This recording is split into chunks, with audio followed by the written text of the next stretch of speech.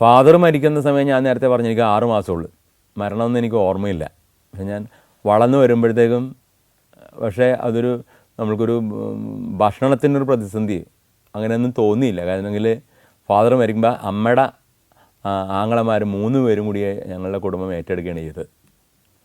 അപ്പോൾ അതിൽ ഏറ്റവും ഇളയ ആളും അതിന് മുമ്പത്തെ ആളും ബഹ്റിൻ പേർഷ്യ അന്നത്തെ പേർഷ്യയിൽ നിന്ന് വന്നവരാണ്.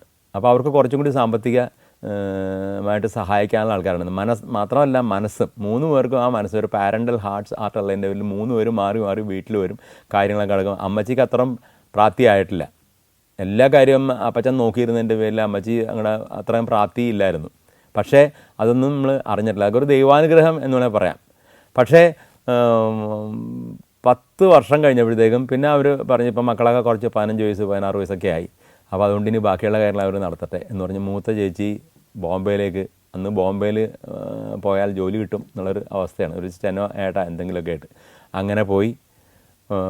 അതിനുശേഷം പിന്നെ മൂത്ത ജ്യേഷ്ഠൻ ഡിപ്ലോമ, അതായത് ഇഗ്നേഴ്സിൻ്റെ നേരെ മൂത്തൻ ആൻ്റണി ജോസഫ്, ജോസി എന്ന് ഞങ്ങൾ വിളിക്കുന്നു, ആൻ്റണി ജോസഫും നേരെ ബോംബെയിലേക്ക് പോയി.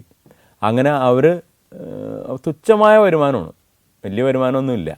പക്ഷേ അവരുടെ തുച്ഛമായ വരുമാനം അപ്പച്ചൻ്റെ ചെറിയ പെൻഷനും